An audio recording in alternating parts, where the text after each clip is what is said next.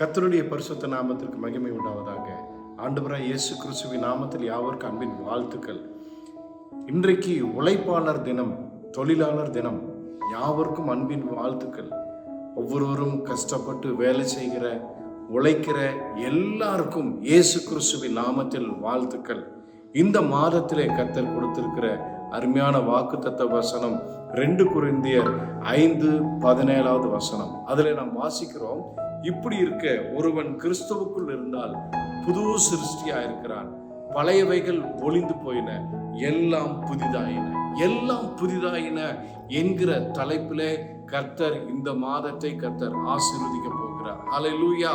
எல்லாருடைய வாழ்க்கையில ஒரு புதிய ஒரு பொருள் என்று சொன்னால் அது எல்லாரும் விரும்பக்கூடிய ஒரு காரியம். புதிய பொருள், புதிய ஒரு வண்டி ஆகட்டும், வாகனங்களாகட்டும், வீடாகட்டும், எந்த காரியமா இருந்தாலும் சரி, புதிதாக ஒரு பொருள் என்று சொன்னால் அது நமக்கு ஆசீர்வாதமாக விரும்பக்கூடிய ஒரு காரியம். நம்முடைய வாழ்க்கை ஆண்டவர் எப்படி எதிர்பார்க்கிறார் என்று சொன்னால் புதிதாக இருக்க வேண்டும் என்கிறதை ஆண்டவர் விரும்புகிறார். நேற்று ஒரு உடை நாம் உடுத்தினோம் என்று சொன்னால் அந்த உடை அடுத்த நாள் பழைய உடை. மீறி போனால் ஒரு வாரத்துக்கு சொல்லலாம் புதிதாக வாங்கினதுன்னு சொல்லி. ஆனால் அந்த ஒரு நாளைக்கு பிற்பாக அந்த ட்ரெஸ் ஆனது பழையதாய் போகக்கூடியதா இருக்கிறது. ஆனால் நம்முடைய வாழ்க்கையை ஆண்டவர் எப்படி மாற்ற விரும்புகிறார் என்றால், எல்லாம் புதிதாக அனுதின வாழ்க்கையிலே நாம் புதிதானவர்களாக இருக்க வேண்டும் என்கிறதை ஆண்டவர் விரும்புகிறார். அதற்கு என்ன செய்ய வேண்டும் என்று சொன்னால், நான் பார்க்கிறோம், அதுக்கு முன்பதாக நம்முடைய வாழ்க்கையிலே நம்முடைய ஆசீர்வாதங்கள், நம்முடைய ஆவிக்குரிய தனிப்பட்ட வேலை ஸ்தலங்கள் எல்லாவற்றிலேயும் புதிய ஒரு ஆசீர்வாதத்தை கர்த்தர் தர விரும்புகிறார். உதாரணத்துக்கு நம்முடைய வாழ்க்கையில அப்படி நாம் புதிய ஆசீர்வாதங்கள் வேண்டும் என்று சொன்னால் நாம் கவனிக்க வேண்டிய காரியம், பழையவைகள் ஒளிந்து போக வேண்டும்.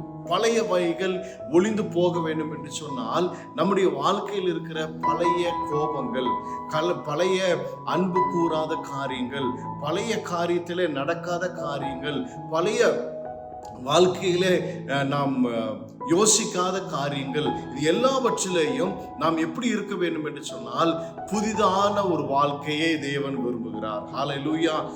அதற்கு என்ன செய்ய வேண்டும் என்று சொல்லி நாம் பார்க்கும் பொழுது, கிறிஸ்துவுக்குள் இருக்க வேண்டும். அதற்கு இப்ப அந்த வசனத்தின் முதல் பகுதியிலே இப்படி இருக்க ஒருவன் கிறிஸ்துவுக்குள் இருந்தால், அப்போ ஒரு மனிதன் கிறிஸ்துவுக்குள் இருக்கும் பொழுது அவனுடைய வாழ்க்கை புது சிருஷ்டியாக மாறுகிறது, பழையவைகள் மாறுகிறது. பிரியமானவர்களே, அதற்கு என்ன செய்ய வேண்டும் என்று சொன்னால் கிறிஸ்துவுக்கு உள் இருக்க வேண்டும். கிறிஸ்துவுக்குள் இருக்கிறது என்று சொல்லி பார்க்கும் பொழுது எப்படி என்று சொன்னால், கிறிஸ்துவை போல யோசிக்கிறது, கிறிஸ்துவை போல பேசுகிறது, கிறிஸ்துவை போல நடக்கிறது, கிறிஸ்துவை போல நம்முடைய அன்பு கூறுகிறது, கிறிஸ்துவை போல நம்முடைய ஒவ்வொரு நாள் வாழ்க்கை காணப்படுகிறது. அப்படி கிறிஸ்து என்ன செய்தார்? பாவிகள் எல்லா ஜனங்களுக்காகவும் ஒருவரும் கெட்டு போகாமல் நித்திய ஜீவன் அடைய வேண்டும் என்கிறதிலே இயேசு கிறிஸ்து அவருக்குரிய ஒரு தாகமுள்ளவராய் இருந்தார். யாரும் அழிந்து போக கூடாது என்கிறதிலே இயேசு கிறிஸ்து வாஞ்சையுள்ளவராய் இருந்தார். அதற்காகத்தான் தன்னுடைய ஜீவனையும் கொடுத்தார். இயேசு கிறிஸ்து தன்னுடைய இரத்தத்தையும் சிந்தினார். இந்த பூமிக்காக, மனுக்குலத்திற்காக இயேசு கிறிஸ்து மரித்தார், உயிர் தெழுந்தார். நம்மை புதிய ஒரு வாழ்க்கை, பழைய எல்லா நம்முடைய குணாதிசயங்கள் மாற மாற, பழைய நம்முடைய எல்லா எண்ணங்கள் மாற மாற கர்த்தர் நம்மை ஆசீர்வதிக்கிறார். பிரியமானவர்களே, உங்களுடைய வாழ்க்கையில புதிய நம்முடைய வாழ்க்கை மாற மாற நம்முடைய வாழ்க்கையில புதிய ஆசீர்வாதங்களை தேவன் தர விரும்புகிறார். வாழ்க்கையில போராட்டங்கள், பிரச்சனைகள், வியாதியின் சூழ்நிலைகள் எல்லாவற்றையும் ஆண்டவர் மாற்றுவார். உங்களுக்காக நான் ஜெபிக்கிறேன். அன்பு தகப்பனே, இயேசு கிறிஸ்துவின் நாமத்தில் அருமையான தேவ ஜனங்களுக்காக ஜெபிக்கிறேன்.